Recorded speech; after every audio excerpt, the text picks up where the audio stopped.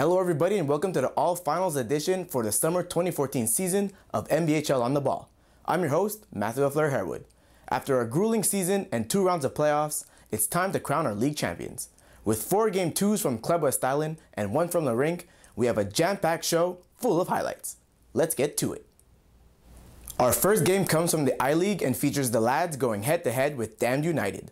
The Lads finished first in the league, dropping only 2 games all season, while Damned United finished third with a 7-5-1 record. The Lads won the first game of the finals 5-2 and will look to close out the series with another win tonight.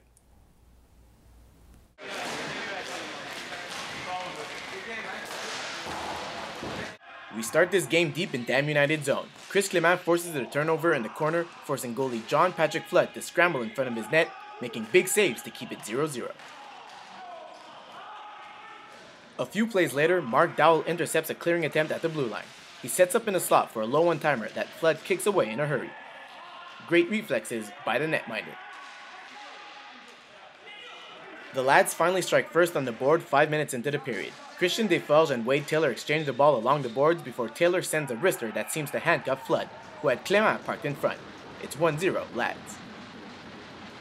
Fast forward 3 minutes later, breaking down on a 2-on-1, Alexandre Corriveau's pass is blocked by Defelge, but the Damned United forward picks up the ball and beats Phil Mathieu high short side.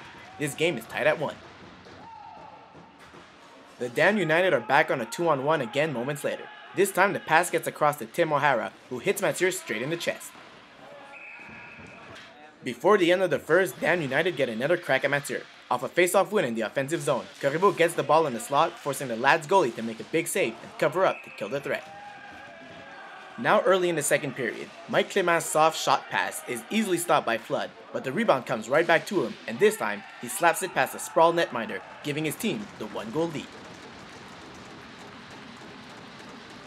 Damned United wastes no time looking for the equalizer. The ball finds its way to Corriveau posted in the slot.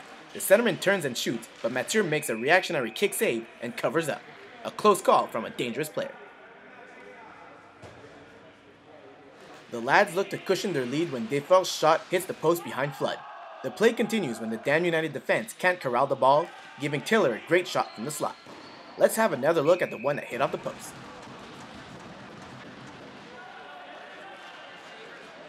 Late in the period and pressing for the tying goal, the Damned United get caught cheating and Joey Stebbin breaks in alone.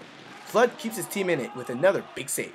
Unfortunately for the Damned United, despite Flood's 32 saves, time would count down on their attempts to come back into the game, and the Lads are crowned the Summer 2014 I-League champions with a 2-1 win.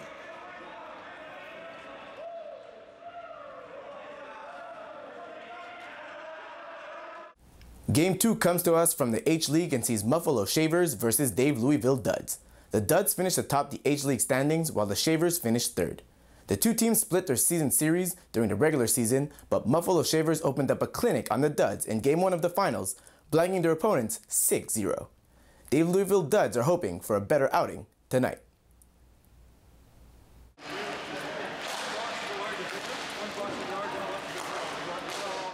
This game starts off with Daveluyville Duds on the attack and on the power play. The ball crosses over to Mike DeMeglio, whose one-timer shot goes wide and over the net. Bobby Steger picks up the rebound and sends it back to DeMeglio. DeMeglio dishes it back to Steger, who sets DeMeglio back up for the one-timer, and this time beats Mark Ronaldo, giving the Duds the lead. The Muffalo Shavers look to tie the game back up late in the first period.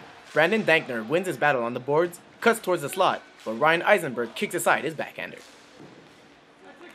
Dankner then leads a 3-on-2 rush with Kyle Stromberg and Ryan Rosenberg, whose shot is blocked by Eisenberg. In the second period and on the power play, DeMeglio is patient with the ball before finding Corey DeMeglio with a great pass for the easy one-timer. The lead is now 2. Muffalo Shavers turn up the heat trying to avoid playing in a minigame. Rosenberg finds Stromberg at the side of the net, but his tip hits the post. Not long after that post, it's Kalen Cutler who hits the same post to the right of Eisenberg with his backhand shot. With the Duds on a penalty kill, Billy Kamisis uses his body to push by his defender, but can't beat Ronaldo up close. Muffalo Shavers keep the pedal to the metal looking to cut the lead in half, but once again, Stromberg hits the post behind Eisenberg, his third post of the game. This one was a sure goal too. Breaking in with speed and numbers, a couple of broken plays favor the Shavers, with Stromberg finally firing the ball past the goalie and his pesky post. The lead is cut to 1, but the Duds would quickly add another, forcing Game 3. Mike DeMeglio gets the best chance in the minigame on this shot here, but regulation would solve nothing and would move into overtime. In OT, Muffalo Shavers' most dangerous player all game gets their best chance to win it when he gets a shot off from the slot, but Eisenberg resists. This championship will be decided in shootouts. Daveluyville Duds get to shoot first and send Mark Guerrero as their first shooter. The star defenseman freezes Ronaldo with a quick shot 5-hole, giving the Duds the 1-0 lead. Shavers respond with their biggest threat in Stromberg. He jogs in slowly, sidesteps Eisenberg poke check, and stuffs his shot 5-hole also. It's tied at 1. In the second round, and Mike DeMeglio shooting for the Duds, he outweights the goalie but can't beat him despite being sprawled on the ground. Dankner is the Shavers' second shooter. He opts to shoot high, beating the netminder, but not his crossbar. Quick release, but no goal. Moving on to the fifth round, Eisenberg makes a beautiful toe save against Brandon Dankner to keep his team alive. In the seventh round, Steve DeMeglio shows off some sweet move up close, finally beating Ronaldo on his backhand. The continuation of the shootout falls on the shoulders of Evan Jett. Jett takes his time waiting for Eisenberg to commit to the poke check, beating him high on the backhand. It's tied at 2. Moving on to the 10th round. After 10 rounds, 19 shooters, 4 goals, Marco Lamery seals the deal for the Muffalo Shavers, giving them the summer 2014 H-League Championship over the stunned Daveluyville Duds.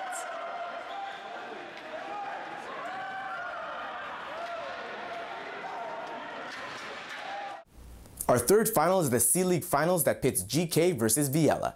GK and Viela finished 3rd and 4th respectively in the standings. GK eliminated second place Star Kings in 2 games, while Viela knocked off the top-seeded Down to Puck in a 3-game series. The teams played to a 3-3 tie in their 1 game against each other during the regular season, but GK took Game 1 of the finals 6-2.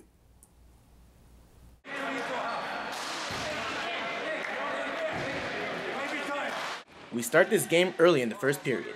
Jamie Katz is caught out of position following a great passing play by GK.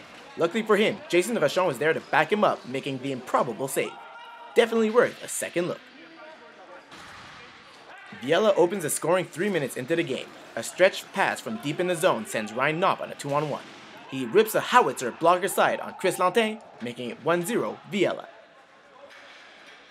Fast forward 4 minutes. A mad scramble ensues in front of Katz's net. Patrice Lavoie wins the battle, feeds Pierre-Olivier Lagacé, who wristed blocker side to tie the game up at 1. Past the midway point of the first, Hung Nguyen finds Lavoie at the faceoff circle. Lavoie tees up a slapper, beating Katz with a laser beam top corner. GK have their first lead of the game. Later in the period, Viyella pounces on a defensive breakdown by GK, leaving François Tardy with 2 great chances up close, with his second chance inexplicably staying out of the net.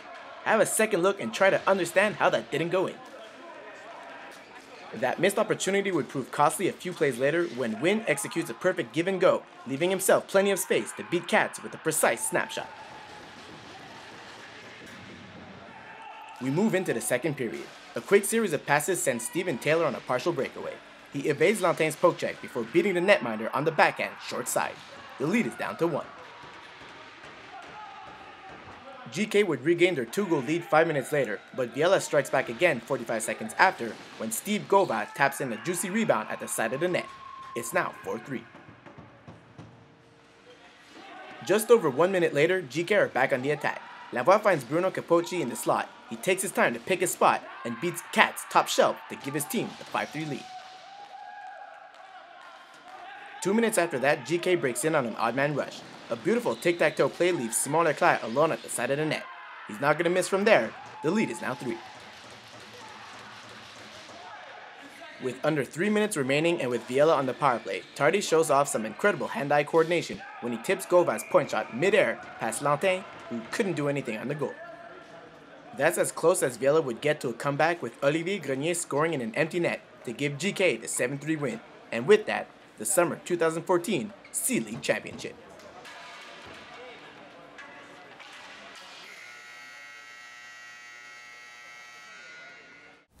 Game 4 comes to us from the N League and has Violent Gentlemen squaring off with Celerits. Celerits finished in first place, while Violent Gentlemen finished in third, only 2 points behind. Violent Gentlemen won the only game they faced off against each other during the regular season, 4-3. In Game 1 of their finals, the teams played to a 2-2 tie. Whoever wins this game gets crowned as champions.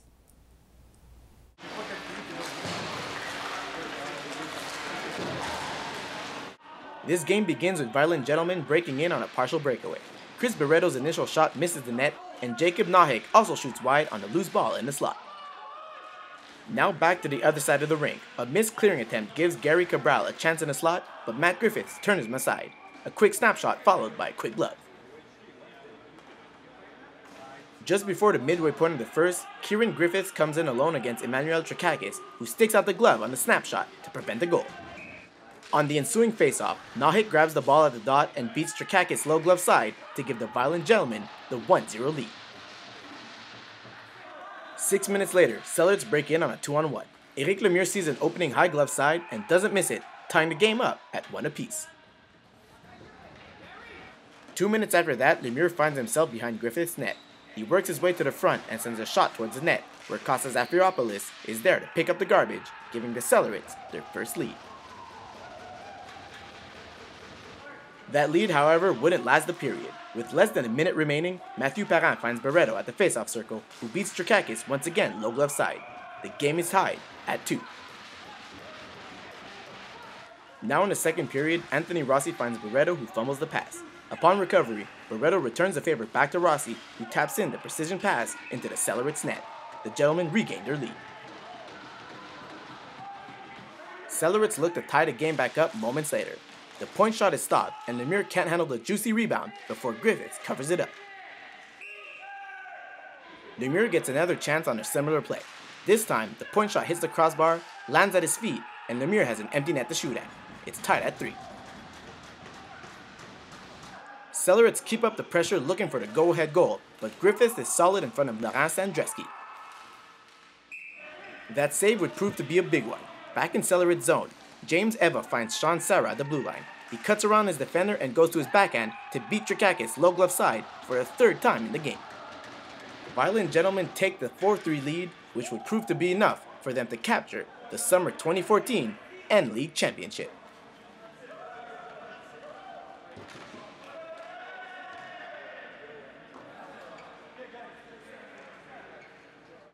Our final game is the O-League final from the rink, where Sonic goes head-to-head with Dixon Cider. Both teams finished first and second respectively in the standings. Dixon Cider was the only team to beat Sonic during the regular season with a 10-7 win. Sonic goes into this game leading the best of 3 series after taking Game 1, 8-3.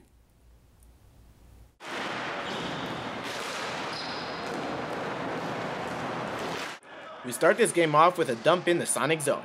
A bad bounce from behind the net leaves the defense scrambling, and Jason Zena with a great chance in the slot.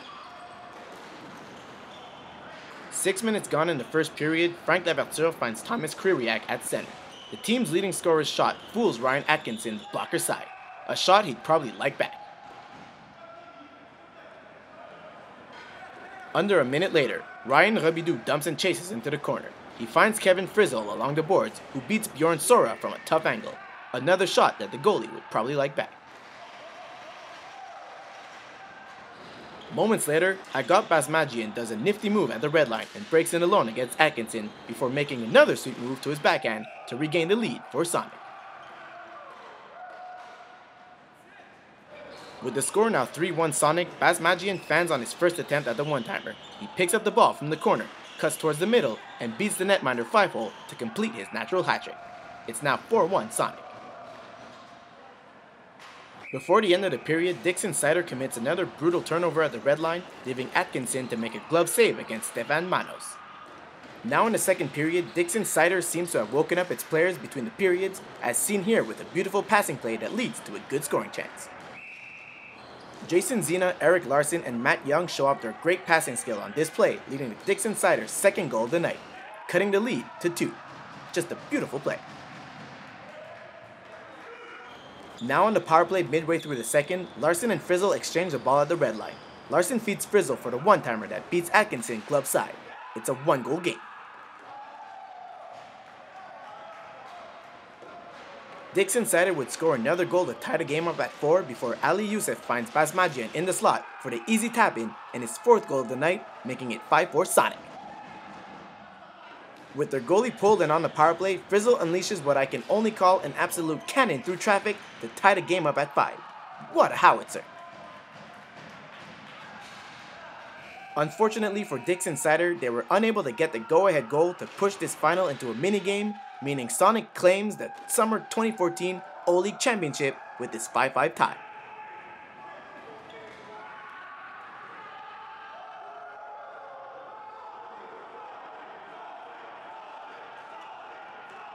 And now, for the highlight of the night.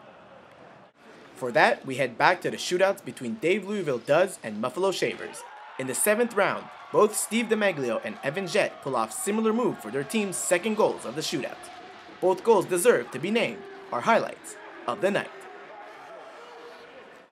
That's it for another exhilarating season for us here at MBHL. Be sure to tune back for the fall 2014 season that is already underway. For all the league managers, management, and myself, we hope you had a great season and we'd like to congratulate all our league champions. Have a good day and see you in the fall.